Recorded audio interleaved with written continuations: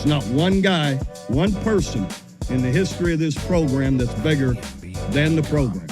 Oh, what's up? Welcome into episode number 122 of the Program Guys podcast. My name is Mason Prince, joined with you as always by Ryan Tyson, Mark Hall, Matt Gann, no Patrick Kurtzberger this week. Today is Wednesday, May 15th. Be sure to like and subscribe on our YouTube channel.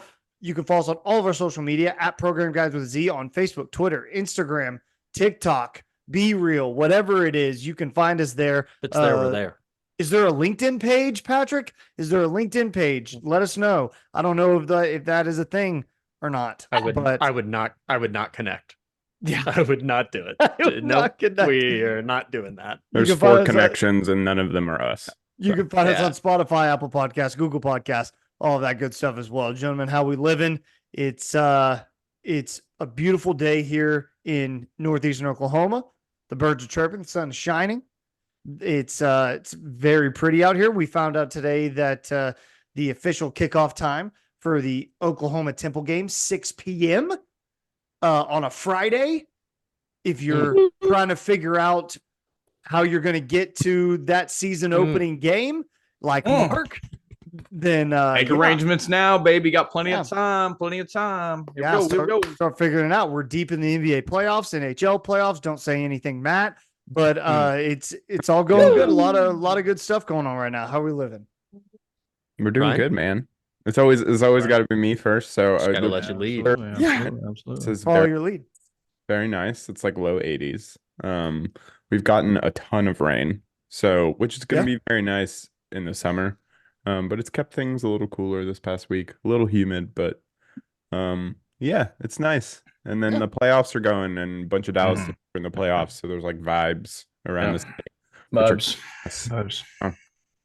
Yeah. See, that's what's cool about Dallas playoffs, because you have like the Stars and the Mavs in the same building, like team in like Boston in the same building, but like down in Florida, like the Florida Panthers and the Miami Heat not in the same building. So I feel like the vibes are different. You know, like I feel like the vibes in it. If they're like, doing the time lapse, turn the court over to ice sort of season, that's cool. That's cool. But the Rangers played yesterday too. So you had like the Mavs, the Stars, the Rangers. Trifecta. I call that trifecta. Yeah, they sure do. Yesterday, which was cool. So I like to envision Matt, like the difference in Matt's experiences if he goes for a Stars game where he's a fan of the Dallas team versus if he were to get Mavericks tickets and go wearing like his Russell Westbrook jersey from however long ago. And the experience he'd have then, that feels like a good live experience kind of thing. We might need to get Matt on that. Might need to. Instagram Live, I'll be there. I'll be there. IG Live. No, but that's the thing with Gann though. If they're not playing the Thunder, he would be in a Mavs jersey. No, absolutely not. I hate the Mavs. I hate Luka. I hate the Mavs. Mark Cuban, not a bad guy. The Mavs, horrible.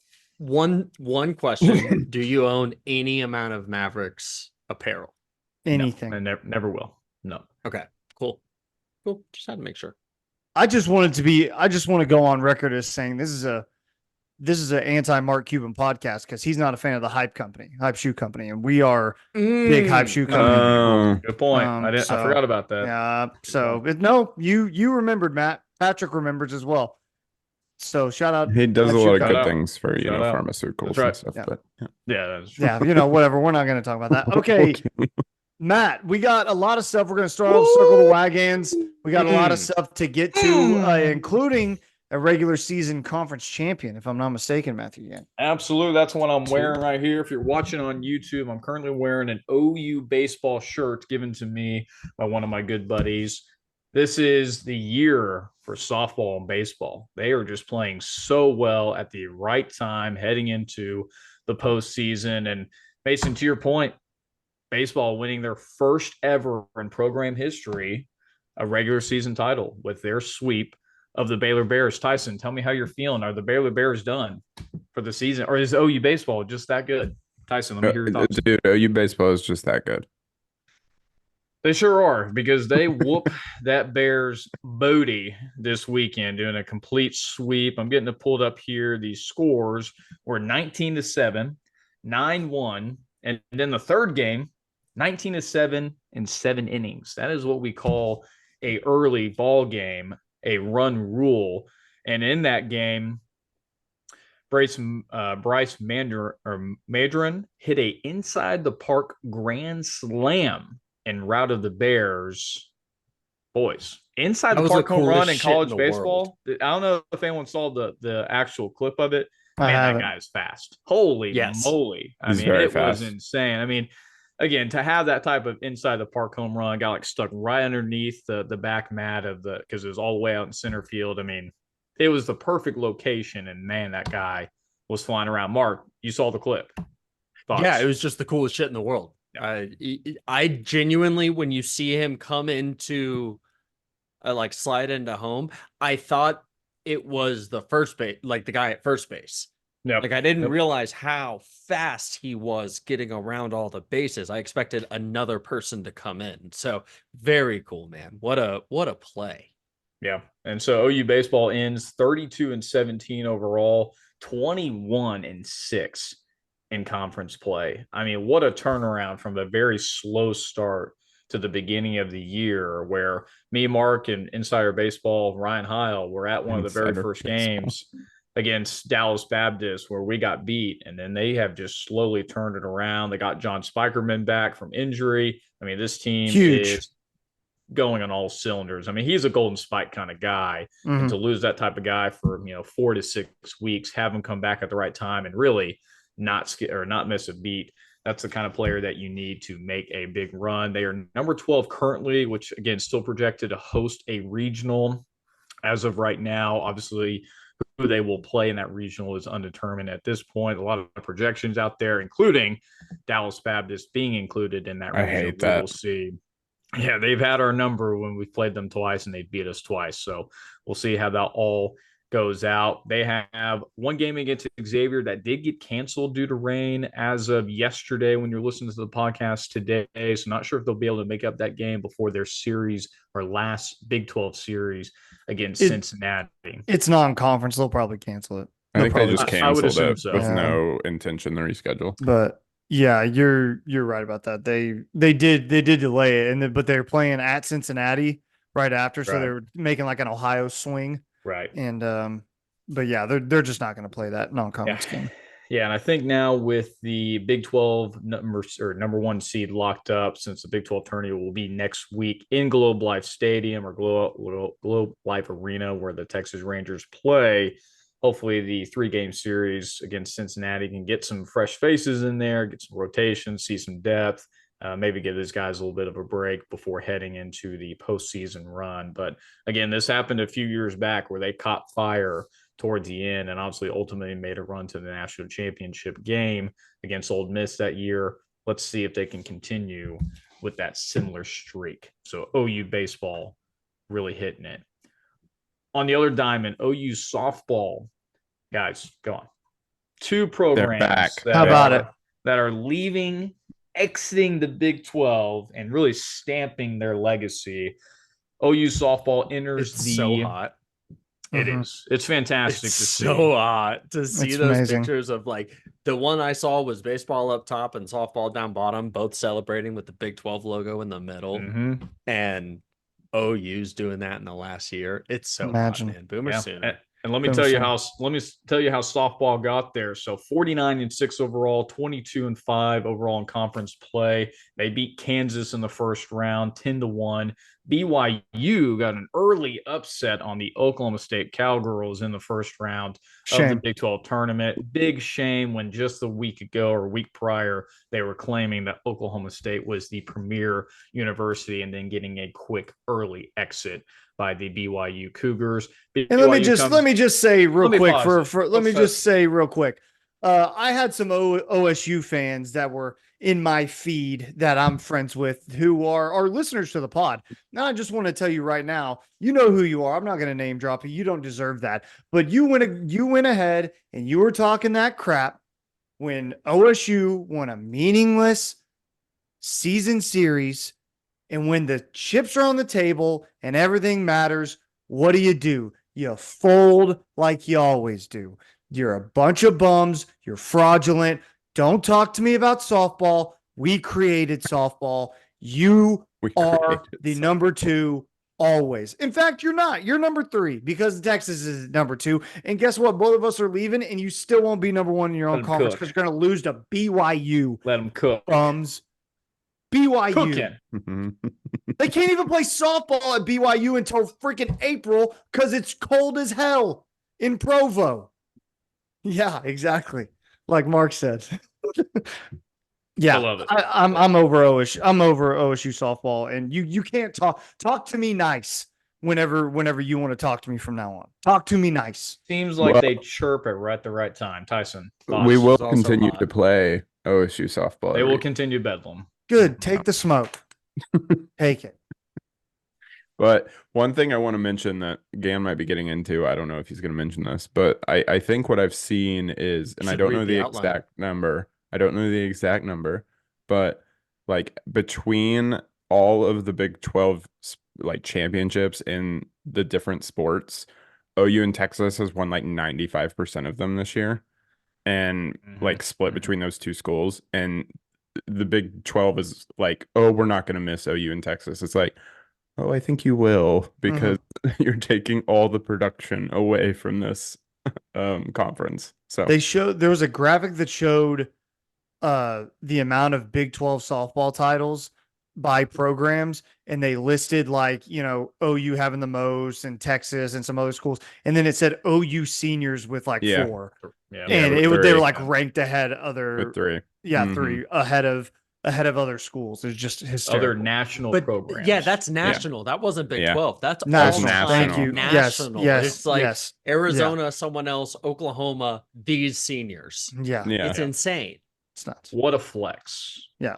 Sorry, Matt. We're stepping all over the wagon. We are. Matt, the wagons veered off the road. Get us back on track, baby. Please guide us. Hey, I needed that pause because that needed to be said, because man, the Cowgirls were talking mean after that season winner against OU in Norman. So good to get a little bit of revenge heading to after we beat, so then BYU beat OSU. We play in the next round. We take care of business 13-2. We don't let anything get in our way there in 5 innings, early game, and then competed against number 1 Texas in the championship, winning 5-1. Really early production. This is what the OU Sooners know. They have the most production in the first inning out of any team. So the bats got hot early. They got up early, played really great defense. Jada Coleman had a heck of a catch, I believe, in the bottom of the 6th that could have got some Texas runs, at least got some momentum going forward. Air Jordan is what they call her out there. And again, when this team plays in Oklahoma City Hall of Fame Stadium, which obviously is where the Big 12 tourney plays and also the World Series, man, the Sooners are different. They just play a different type of ball game. And man, I would not want to play this team. Too. They said I saw a tweet that said like they think the Sooners are the softball team is more comfortable in that stadium than they probably are at their home field, because their home field's brand new. Maybe. And that they've been there so long in Oklahoma City and played so many like World Series in Oklahoma City that important games. Just more like important games, yeah. And that's why we've seen a little bit of struggle from them at home this year, is because it's just a new environment and it's just a new thing that they have to get used to. So interesting take. I love that, actually. I think that that's definitely true. Like if you've played on any field more than like 2 times, the field kinda. And how many times have these seniors played on this field? And then just subtract a season for the next 2 years. Yeah, and big games, like massive games on this field. They played at least 20 high profile big games on that field, which is nuts to think about. Yeah, we're talking about the senior class. So yeah, I completely agree. They might be more comfortable there than Love's Field right now. Yeah. Well, for the second year in a row and last time the Big 12 tourney, OU will be your Big 12 tournament champions as they head into the postseason. They did have all tournament team for the Big 12 tournament: Elisa Brito, Kirsten Deal, Kinsey Hansen, Kelly Maxwell, and freshman Ella Parker. So a lot of contributions from a lot of different players. They will host, and I think let me get your thoughts. They got robbed from the number 1 seed who Texas got, but yet they just beat in the Big 12 championship just a few days ago. So they're going to host as a number 2 seed overall in Norman with Cleveland State, Oregon, and Boston University this week. Yeah. Thoughts on Texas getting the number 1 I seed? love it so much. If that doesn't fire them up, I don't know what will. So I love it because it's going to fire them up, but also like, what does it really mean? You're not going to play Texas on you're not going to go play them in Austin. So essentially you still get home field advantage for all that it matters in the regionals and super regionals. So I get it. Like mentally, I'd be pissed off if I were them for sure. We just beat them and you're telling me they're the number 1 overall seed, but we just beat them. But have a little chip on your shoulder. I'm about it. This team never gets to have a chip on their shoulder. Feels like everyone's coming at them. Now they can kind of be like, oh, you don't think that we're the best? Okay, time for us to show you that we're the best. We are. Well, and I don't know what it looks like as far as like on either side of the bracket. Would you rather be on the number 1 seed side or the number 2 seed side? I mean, think about March Madness. You got to look at these things, right? Oh my God, that team's a 4 seed. Someone who knows softball better could flesh this point out better, but it really just changes who you might play along the way. I think the odds-on favorites would be Texas on this side and Oklahoma on this side, right? Mm-hmm. Yep. Yeah, Either way. I did see that we have to play the super regionals. We would have to play Florida State, which is like a pretty big like super regional. Yes. Super like a pretty big super regional for like the second round. Yep. I will say I think the only other negative toward not being number 1 is if you meet Texas in the championship, technically they get home field, quote unquote, for I think 2 of the games. So that means what they bat last. Yeah. Yeah, they bat last. Like that would be the only other thing, but they did that in the Big 12 championship too, and that didn't help them. So whatever. I completely get that. I can understand that. Again, we derailed you again. Please you guys, I mean, this is a group effort all the way around. You guys are absolutely crushing it. 2 more updates quickly. OU basketball got another transfer. Alabama center Mohamed Wagyu averaged 3 points, 2.5 rebounds, half a block, shooting at 62% from the field. Don't think he got too much playing time in Alabama, but this was a guy needed for more depth rotation behind center Sam Goodwin. So a big body coming off the board. OU has currently 1 scholarship left because obviously they've been very busy in the transfer portal, as you guys have been listening over the last few weeks. They are just hosted or have hosted Oklahoma City native Jeff Nwaku, who played at Cali JUCO, who averaged 18.7 rebounds. Okay, yeah, he visited just a few days ago, so he might be 18.7 rebounds or points?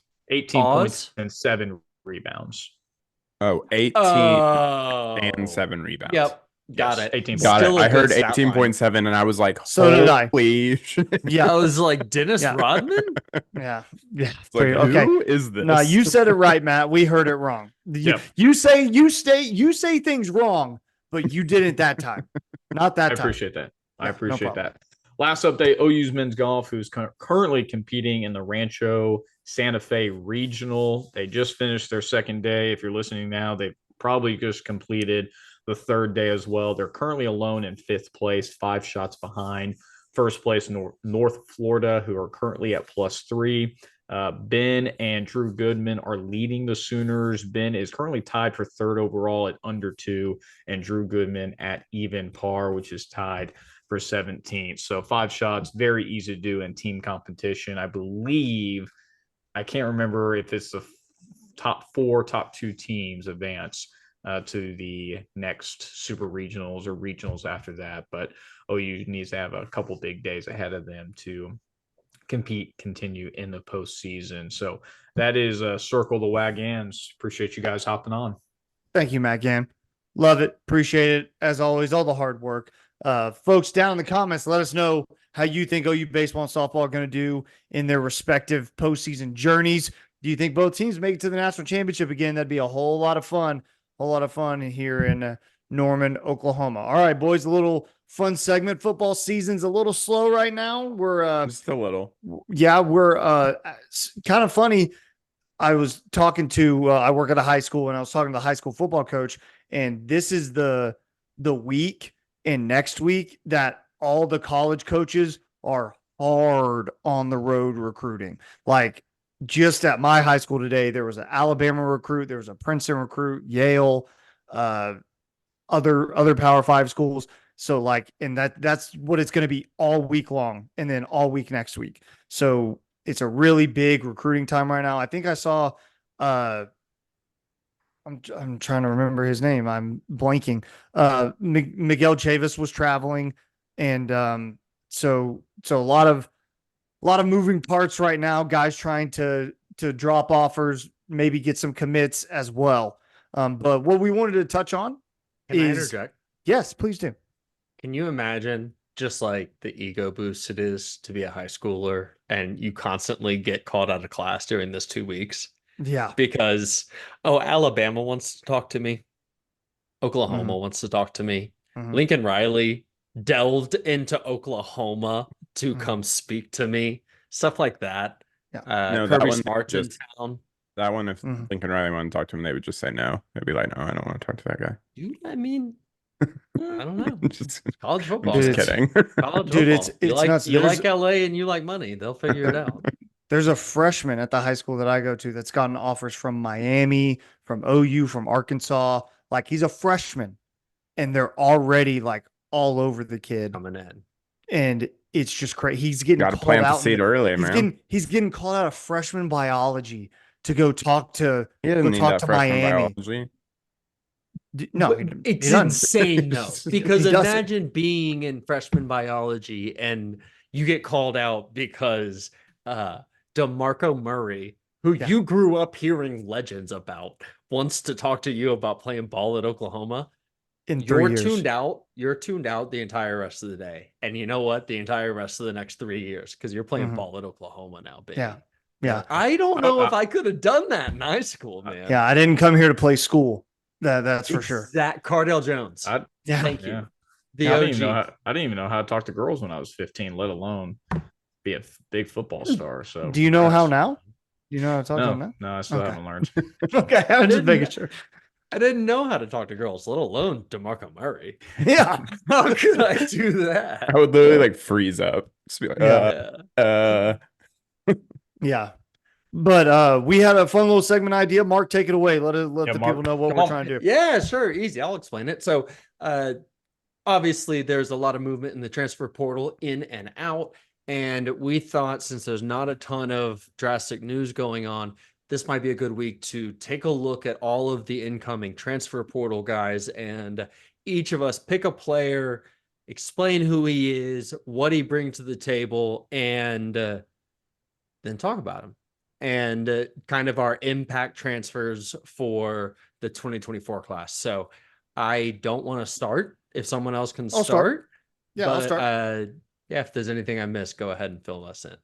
Yeah, cool. The guy I'm going to start with is Deion Burks, redshirt junior, 5'9", 189, according to the OU football website. So he's 5'9", 189, Inkster, Michigan. He's the transfer from Purdue. Everybody knows who he is by now, I'm sure, because you saw him in the spring game and you're like, holy crap, that guy's pretty fast, right? Yeah, he's pretty fast. 2023 Purdue, he started all 12 games, led the team 47 receptions, 629 yards, 7 touchdowns to his credit, including a 84-yard catch in the season opener against Fresno State. So this guy's a deep ball threat, big play after big play after big play. I would watch for him to get some opportunities, not only over the middle of the field, but deep down the sideline. Jackson Arnold trying to open it up to him. He's not a big body target. He's not a guy who's going to go up and get you jump balls like CeeDee Lamb or anything like that. What he is, though, is a guy who can take the top off the defense and make you try to figure out your angles. Talking to guys and watching football for as long as I have, there's nothing that is harder to do on a football field than get your angle right against a very, very fast guy. Because if you're a safety coming across the field and you are off on your angle to tackle him by just a yard, he's past you and you're gone.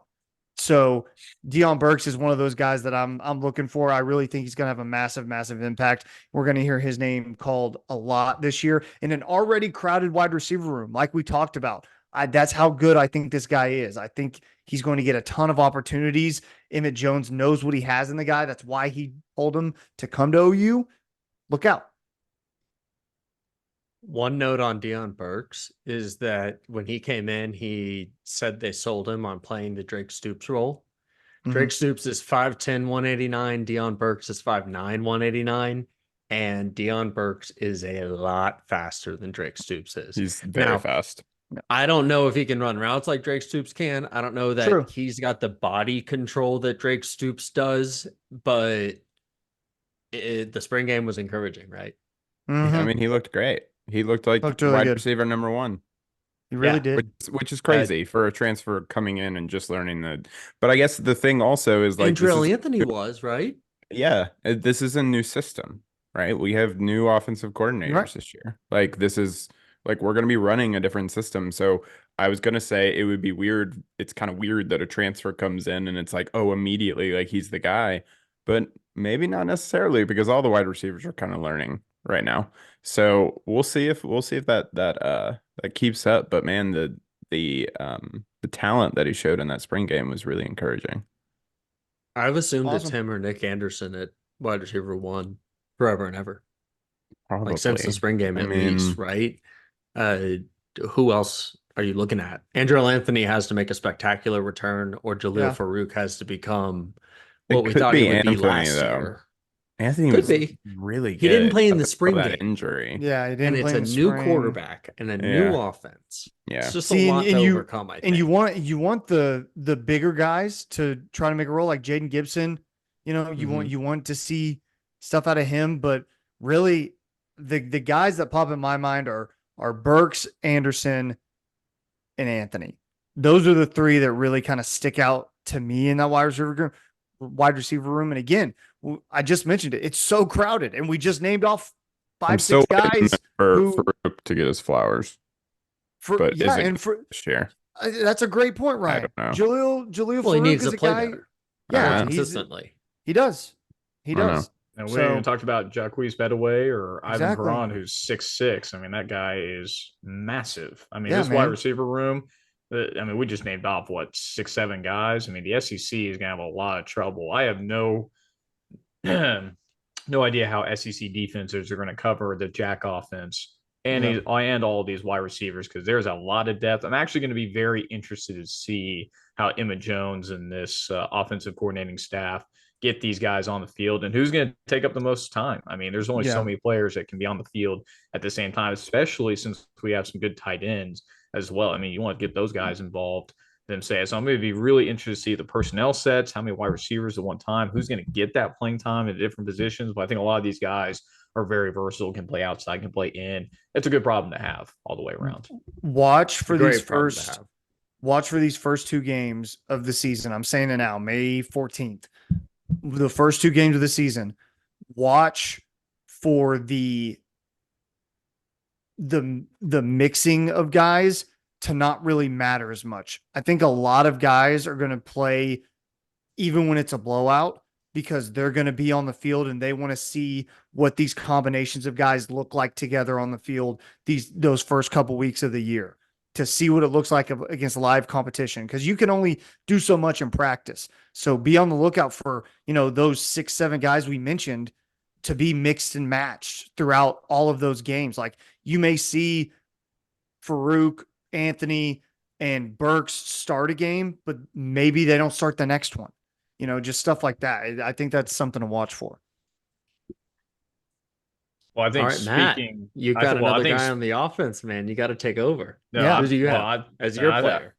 I think speaking of people just going to get in there, the number one guy who does that every year in and year out, Bill Beanbaugh with this offensive line. But he's not going to have to worry about one guy in the rotation, and that is transfer from SMU offensive lineman Branson Hickman, who is 6'3", 300 pounds, a little bit on the lighter side. But after the injury to Troy Everett, I believe before the spring game, this was a much needed position. As we all know, this when it comes to the offensive line, the center is the anchor. It's going to call out the protections, obviously snap the ball, and have to be that guy on the offensive line to hold everything together. If you don't have that center who knows what he's doing, it's going to get your other linemen in trouble. So this guy is going to be plug and play after the injury. This guy has had quite a bit of experience, more than 2,400 snaps during his time at SMU. He's played over, 30 plus games. He was second all-team American in the AAC. I mean, this guy's got quite the resume. Again, he might be on a little bit on the smaller side, but he reminds me a lot of Creed Humphrey with his football IQ and technique. Obviously, one of the best centers in the NFL with Patrick Mahomes. So you can understandably why the center position is so crucial when it was a little bit up in the air whether it was going to be Troy Everett or Joshua Bates. Now you don't have to worry about that so much. You got to have a veteran plug-and-play guy who's going to lead Jackson Arnold and this offense all the way around. So this was, I think, the biggest get in the transfer portal. Obviously, the injury of Troy Everett we didn't want to have, but a little bit of silver lining because this is the exact kind of guy that you want in to anchor down that offensive line and build the pieces around. Since this is probably the one pain point I see for the Oklahoma offense or the Oklahoma team is the offensive line still has a little bit up in the air. Again, looked pretty good in the spring game, but that's a spring game. I need to see them in SEC play. One thing, according to PFF College, and Pro Football Focus is a NFL group, but they have a college division. And according to them, since 2022 at SMU, Branson Hickman has 1,079 pass snaps, and only 1 sack allowed, only 2 quarterback hits allowed. So that is a stout player up front who's played a lot of ball, and you got to think that that is going to make it easier on whatever hodgepodge group of linemen we land with. And sophomore new starting quarterback Jackson Arnold, right? I think the wisdom that a guy like Hickman brings to the offensive line is super invaluable when you don't know if some of the older guys are going to end up starting elsewhere, right? We don't know that Spencer Brown has a spot. We don't know that Gary and Hatchett has a spot. These other transfer guys. I think Branson Hickman brings a lot to the table. No one? You covered it. I'm good. All I was gonna say is on what you were talking about around we don't know how the SEC defenses are going to be able to handle the wide receiver group. I think the argument potentially before bringing this guy in was that they were just going to bulldoze the offensive line and get to our quarterback before we could even use our wide receivers, which could still be an issue knowing the SEC defensive lines. However, this is a really big get to be able to provide our new quarterback, our antsy new quarterback, a really strong line to be able to hold so we can actually leverage some of those weapons that we have in the backfield. I love it. Ryan, do you want to go next? Or you want me to take it? No, I got it. Are you go ahead. No, yeah, we don't see it. Oh, I just saw it. Yeah, could you do the thumbs? Though. Could you do the thumb thing? Okay. I guess I did. I don't know. Anyway, Ryan loves Branson Hickman. I'm gonna talk about Dominic Williams, which we've talked about a lot already. This was, I know Gam just said this was the biggest get in the portal for his guy. I personally think Dominic Williams is the biggest get in the portal, not only because of what he brings to the table as a 6'2", 320-pound defensive lineman who can go after the quarterback and has experience going after the quarterback. However, the way that we got Dominic Williams, I think, is also very important. That we beat out people like Texas and we beat out people like LSU and we beat out these big SEC names that were going for this guy. And it shows that, you know, OU is willing to fight for these players and get them in the door. I think overall those two reasons are why he was the biggest get in the portal, in my opinion. He is the third highest ranked, I believe, defensive lineman in the portal this year. He obviously has played for TCU the last 2 years.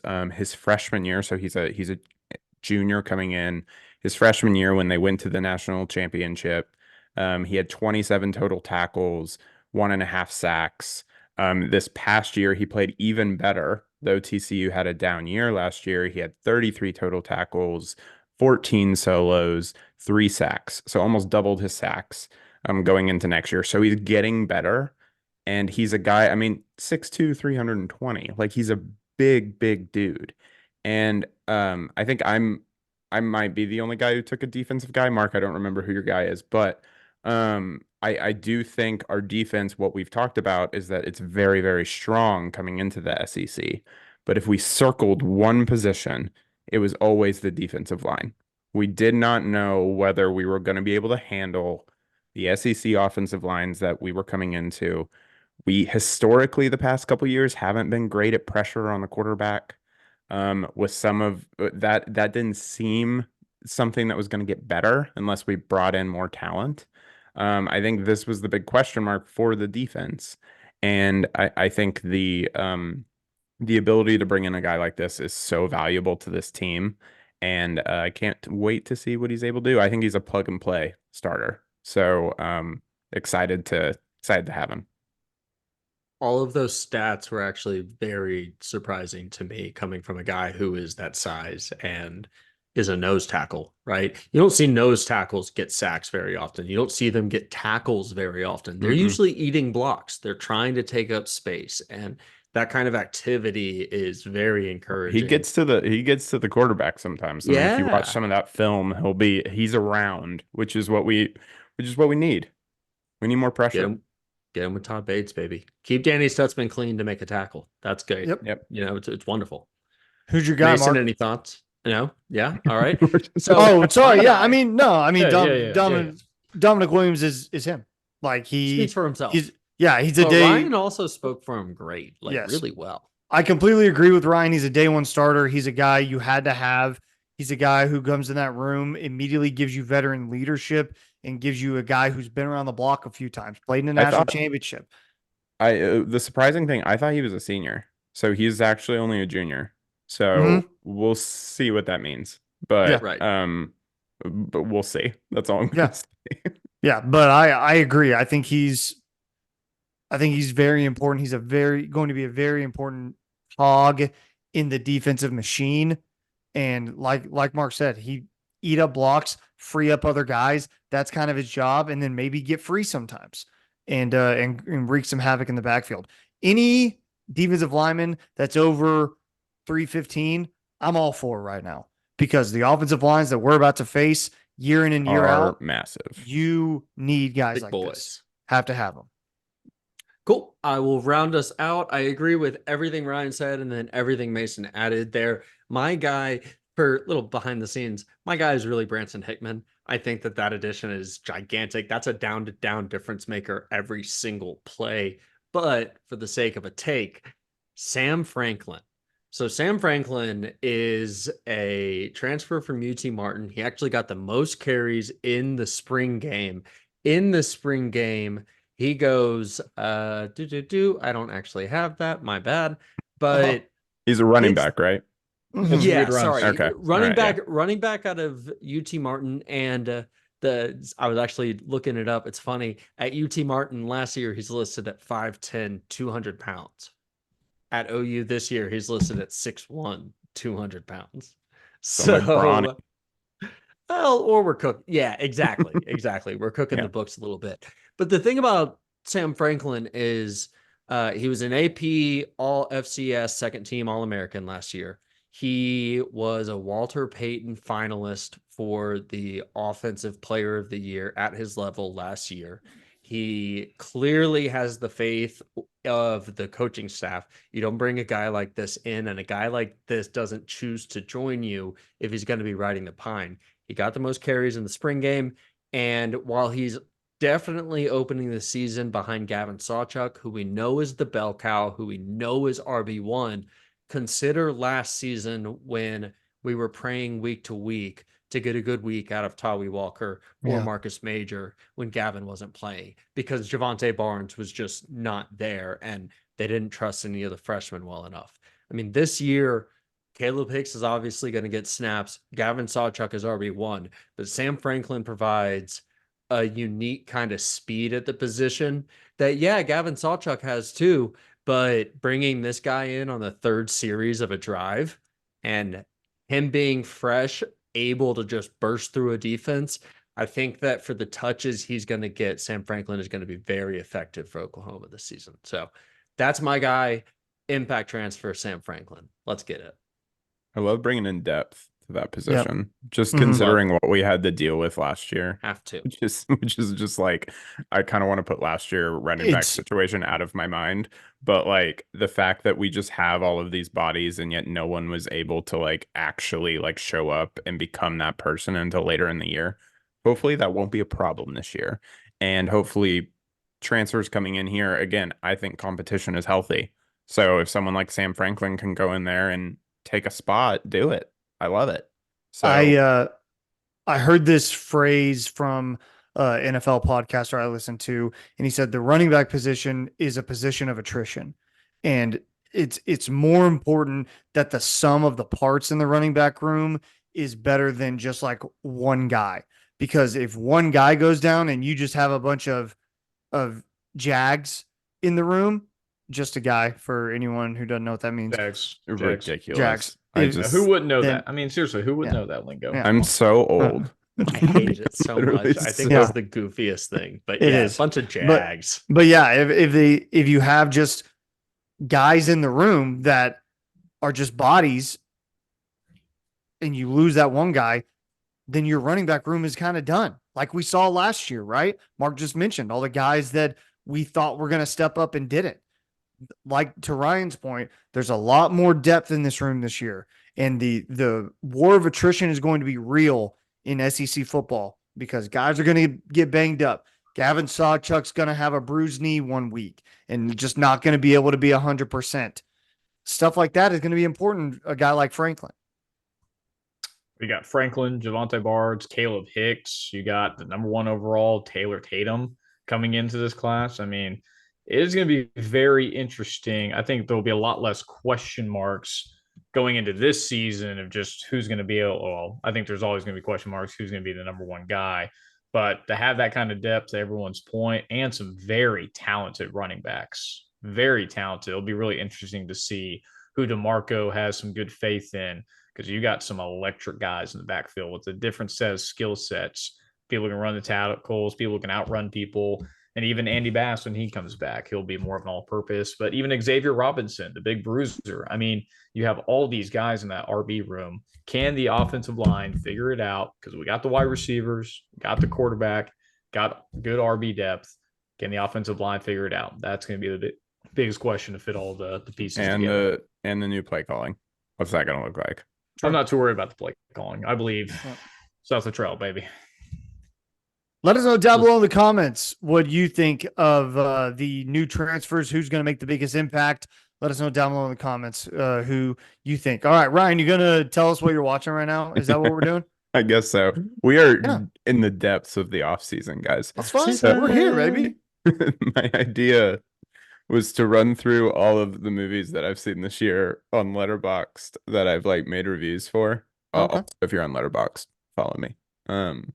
Little Wait, plug there. Can we all right, what's the number that we're working with here? There's not that many. So there's one. Okay, I guess I'm thinking like, do we want to go 13. worst to best? Yeah, let's go worst to best. So can I go chronological because that's the way they're laid out right here? Is that okay? I would think Letterboxd can let you. And I also think it's yeah, kind of funny ahead. the way. Okay, I'm gonna go chronological. So starting in January. Okay, January 5th, I watched The Holdovers, which I gave 4 out of 5 stars. Love that movie. If you guys have any questions, please stop me and ask. Okay. Everyone's like, what is this movie? Paul Giamatti, man. Come on. Oh, yeah. The Paul Giamatti movie. Yeah. Okay. Yeah, right. The Giamatti flick. Okay. Got it. Continue. January 27th, I watched The Zone of Interest. Also 4 out of 5 stars. I watched that under your recommendation. It was great. It was incredible, right? Yeah, great movie. So good. It's very But I'm a World War II guy. So like that era. World War II. What? It's very. I mean, it's World War okay. II. I thought you said it's not World War II. No. Then what the hell did I watch? No. It's about concentration camps in Germany. So. Yeah. Okay, we're into February now. I only watched 2 movies in January. Shocking. February is when I watched probably the most. So this year. So I watched La La Land on the 9th. That's a rewatch from a few So good, years ago. though. It's so good. It's so good. It's Can I say upsetting. something about La La Land? I Go for talked it. mad shit on La La Land before ever even watching it. I'm like, Dude, what is this? What it's is Ryan great. Gosling doing? I watched it. It's fantastic. It's Just a so great good. movie. Just a great movie. Just a It hit. is Uh, gripping, man. 4.5 out of 5 stars for La La Land. Yeah, so good. February 15th, I watched Past Lives. 4.5 out of 5. One of my favorite movies of the past few years. I know that one. Yeah, No so idea. I'm not even going to get into it. Look it Thank up you. if you want to know what it is. The 17th of February. Oh, these are my plain movies. Wonka, I watched with Okay. Timothy Chalamet. Timothy Chalamet. 3 out of 5 stars. Decent. 3. More of Okay, a your Tom first- Holland guy myself. I your- watched. your sub 4, your first sub 4. No, I get. What do you have Charlie in the Chocolate Factory, the OG? Oh, that's 4, I think. All I right, think so that's that's better than Wonka. Yes, but Good, that's I more think like so, too. nostalgia. I didn't see it. So, he's good in it. I like Timothy in it a lot. The OG kills children. That's a win. That's crazy. It's a little problematic if you go back and look at it. The 29th, February 29th, I watched The Creator, which is a sci-fi I saw that as well. from last year. 2.5 out of 5. I didn't love it. Yeah, it could have been better. Yeah. It could have been better. All of Us Strangers I watched on February 29th as well. That I gave 2 out of 5 stars. I didn't like that one. An entire leap year, and you chose it on a 3 movie, a 2.5 movie, and a 2.5 movie. Well, It's this tough. could also possibly be when I recorded this. I could have recorded it on the 29th and forgot to change these dates. So I watched them in the back half of February at some point because I have another one on here that says the 29th. I don't think I watched 3 movies in a day. The 29th of February, though, I did watch Dune Part. Unreliable narrator out here. Oh, freaking Dune. Jeez. 4.5 out of 5 stars. And I watched this on February 29th because we're going into March, baby. March 1st, Dune Part 2, 5 stars. I'm not cursing here, but I love that movie so much. It's so good. Guess what? March 10th, Dune Part 2. Second Again? watch. Again. Another 5? Or did you did your rating change? No, my rating didn't change. It's another 5. And that's all I watched in March. All I watched was Dune. Watching dudes. Ryan needed to see the genocide a second time to confirm the 5 stars. I support it, Dude, you know. I love Dune too. So we're gonna skip forward to April. And we're gonna do I didn't watch these on the same day, but they say they're on the same day. So back half of April, I watched Challengers, which 4 out of 5 stars. Love Challengers. I need to see that. I need to see it. Highly recommend. The score is sick. It's not a movie that like I really expected going into. It was a lot better than I expected it to be completely honest. And Zendaya is a movie star. So ton of gifs coming out of that one. Oh yeah. Mhm. Oh yeah. It kind of took the world by storm a little bit. Also in the back half of April, I watched Civil War. A I heard it wasn't that Alex Garland good. film. 4.5 out of 5. Wow, loved it. Ryan. I loved Ryan it. says screw the haters. They don't know anything. Loved it. It's not a movie that I went in expecting it. It's not as political as you think it is, which is kind of weird for a movie called Civil War, but Yeah. it plays off that pretty well. So, Nice. and then my 2 May movies I watched with my wife because they're both rom-coms. Anyone But wife. You. Yeah. With Sydney Sweeney and Glenn Powell. Wait, let me guess. Let me guess what you rank it. 2.5. Yeah, I was gonna say 2.5. 3. 2. So you were close. 3. It's because You guys Sydney were Sweeney. close. Yeah, that You guys made were him close. Sweeney. No, I mean, Sydney he's got Sweeney the gets, hots for like- Glenn Powell, actually. Yeah. He is Both of hot. them, honestly, He is hot. 2 beautiful people. Just like absolutely beautiful Very people. much so. Just Glenn absolutely. Powell's both of them. face is Yeah. like a And cartoon. it's all I'm gonna say. 2 beautiful people, quite funny. It was good. Really I thought it was funny. I enjoyed it. And but so like 3 stars out of 5, that's pretty good for a rom-com. And then the other rom-com, or I don't even know if it's comedy. The other romantic movie that I watched recently is called The Idea of You with Anne Hathaway and some British dude. I don't know. That It's looked the new ass. one, right? That looked ass. I thought it was going to be ass. Cassie cried a lot during that one. Really? I thought it was going to be ass, and I actually liked it. I thought it was pretty good. It's All because, and the reason it's good is because Anne Hathaway rocks in like everything she does. True. So, and Not she's wrong. like acting circles around this British dude. I kind of felt bad for him, but it's whatever. So those are the movies I've seen this year, that I at least have documented. I think I've probably seen others, but if you guys have any questions, or if you need to follow me on Letterboxd, I'm gonna try to get more into the movie scene, but it's been a little slow recently. So it really, really kicks up in the fall. So I need you to get on the Planet in of the touch. Apes grind. That's what I need. I need to see it. I've heard really good things about it. I need to see it, but I need to go back and watch like the first 3 of the series now. That's a lot of work. It's funny. It's funny to like see the memes from the new Planet of the Apes movie, because it's like all of this happened just because James Franco wanted to cure Alzheimer's, and it's just funny. It's just funny. It's like, the James Franco one is like the only one I remember.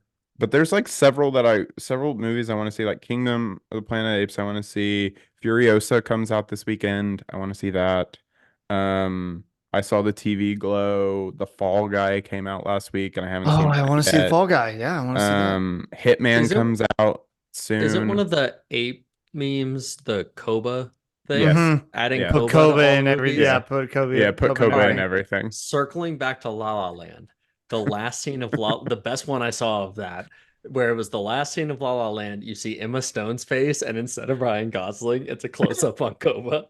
And I cackled at that, man. You know how I know those memes are so good. Movies are coming back because they're starting to get memed again. Like Challengers got memed the hell out of. What's the Kingdom of the Planet of the Apes is starting to get memed. Yeah. To hell. A lot of people went to go see that last week too, which is great. Like a really good box performance. Yeah. Not Fall Guy, but that's going to be a hell of a streaming movie. Like that's going to be a really good streaming movie, I think, whenever they decide to do that. So it's going to do really well streaming, and it's funny because Ryan Gosling was doing like press for Fall Guy, and they asked him about doing a sequel to the other guys, and he was like, "We can't because we got killed in the box office the first time." They're like, "Yeah, but it's so popular." And he's like, "Production companies don't care about that. They only care about what it looks like in the box office the opening weekend." And we got murdered by like, I think he said Trolls or something. I don't know what movie was out. You know what's gonna massacre the box office this summer? Inside Out 2. Get ready. Yeah, it's gonna kill it. It's gonna be like one of the biggest openings all year. I cried. Probably deservedly. Yeah, probably deservedly. But like, come on, those kids movies. Super Mario Bros. Pro Inside Out was the most profitable movie of the year last year. So, and it wasn't true. good. And it wasn't. Nah, it wasn't that good. So I watched it. Anyway, that is my movies of the year. You guys are welcome. If you have any questions, concerns, you know where to reach me. Great. On Letterboxd. Message Drop me the on link. Size, drop the link, brother. Drop the link. Drop the link. It's in my Twitter profile. Go find it. Love that. I'm not even kidding that I put my Letterboxd in my Twitter profile. As you should. Yeah. Why would you be?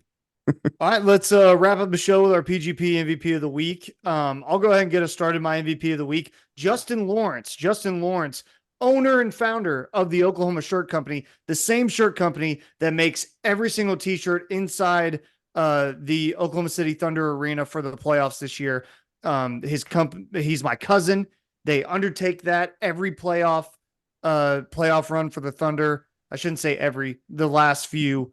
But they're an Oklahoma owned company, started the company out of his garage. And now he was a massive Thunder fan, got the gig from the Thunder to make all the playoff shirts. And, they're making really cool designs this year.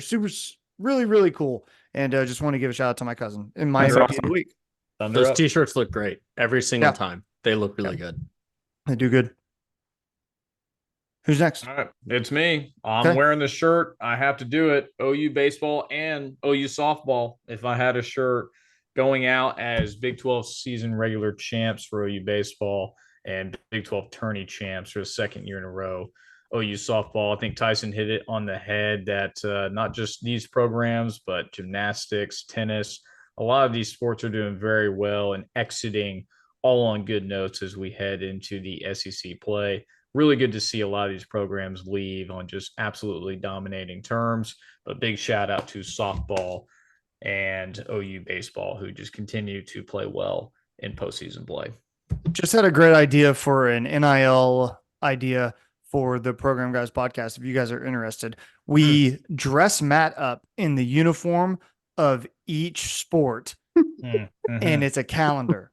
So, like in January, he's gymnastics and he's wearing a leotard. It's not even and- NIL. We can just make money on this. I love this. Yeah. Wait, I'm in. Would be so good. Be so good. Matt doesn't have a say in this. My It's consent is the given. other I don't people. even need to be forced into it. Come on. Yeah, no, you're gonna do this. Hey, it's recorded. We have Yep. we have We'll be out for recorded evidence. 2025, the new year. We'll look out for that calendar, baby. Dude, let's talk Holding you about to it. that. All right. Holding you to that. I will go next. Ryan is in love with the movie scene. I'm watching TV these days, and my MVP is going to be the Fallout series. So Hell yeah. I'm a big fan of the Fallout games. Played a lot of Fallout 3. Played a lot of Fallout 4. I'm playing it again because it released the next gen update not too long ago, and the show does such a good job of capturing at least the look and feel, the aesthetic of what the game is. And I'm 6 episodes in. It's an 8-episode series. I don't know how it ends, but I am enthralled by the storyline in the vault, and that's not even like the main storyline to this point. There's other stuff going on, so no spoilers, nothing like that. But if you haven't given it a watch, it's by the same people that watch Westworld, and I kind of hate that it sort of is just basically Westworld in a lot of ways. I'm hoping there's not a Westworld style twist. Hopefully they're setting the trail in such a way where it lands properly, and it's not like, oh, it's 2 timelines all the time. But we'll see. So far, I've really enjoyed it. So my MVP is going to be the Fallout series and Fallout in general, because the game is great too. Go play the game. Get after me. The MVP show Fallout. rocks. I'm just hoping because it's Jonathan Nolan and Lisa Joy that they can actually pull off a season 2 and 3, but we'll see. Hopefully it's a different kind of thing for them. It's always on top of my mind. Can they finish? Can they finish? You know, Oh, they've yeah. been pause. I love that, Matt. One thing, Matt's been hearing that since college. Sorry. there's so much Be the other way. bountiful background to pull from in Fallout, where hopefully they can just find stories from here, piece things together, and continue this thing for at least a few seasons, and then cut it off. Don't do this too long. Yeah, I can't yeah. take it. I hope Fallout, that's man, really good. yeah. It's really good. It was a big surprise to me because I thought it was gonna be terrible. So, Fallout was my nickname in college. okay. Thought it was ball out, baby. Okay, Yeah. I have 2. And I'm gonna go through them really quickly. My first Double up tea out here. We let Jesus you have movies, and Christ. now all of a sudden we get 2 MVPs. Yeah, what is What this? the hell first this? is TV show trailers, because the House of the Dragon season 2 trailer just dropped today, and watch it, the Amazon Rings of Power Didn't watch trailer that just show. dropped today, which there's a large difference between those 2 things, and I just find that funny. If you watch the trailers, you'll understand what I mean. Just a lot of great TV shows going into the summer. There's a lot of good stuff coming, and my real MVP is actually Matt Gann. Wow. Because last week The upset pick. the upset pick last week, my Cinderella wife and I story were here. able to go to the Stars game on Thursday, which was a playoff game. It was a lot of fun, and was able to Gann let us buy his tickets, and because he wasn't going to make it that night, and we just had a really, really good time. So I just wanted to say he's the man, and he's my MVP this week. Dude, Go that's Stars. awesome. That's awesome. And now I'm a hockey fan, which is some ridiculous. people ask how dedicated you are, Matt, to the Stars, but we noticed that you're more dedicated because you sold them to a true Dallas fan in Ryan Some Tyson. rando. I couldn't let Loves- a random yeah. Avs fan go. I mean, Yeah, come on. loves the Mavs, loves the Baylor Bears. Big Big Dallas Cowboys guy. My big wife Cowboys loves all guy. those things, so I secretly have to love all those things, right? Oh That's yeah. how this works. Mhm. Love You that. know, it's just safety Love for that. me, really. Oh, truly. It's got to be. Yeah. And with that, episode 122 is in the books. Be sure to like, subscribe to our YouTube channel. Follow us on all of our social media at Program Guys with a Z. You can find us on Spotify, Apple Podcasts, Google Podcasts, all of that good stuff. Folks, we will see you next week. We're all going to be together really soon. Hint, hint, hint. It's going to be sick. And foreshadowing. And that's going to do it. Mark, take us out. Keep pushing it, baby. Ooh, Oh, a yeah. little bit of a different one. I like it. Yeah, it's a little different. A little different. I'm so There's not one guy, one person in the history of this program that's bigger than the program. What's better than this? Guys being dudes.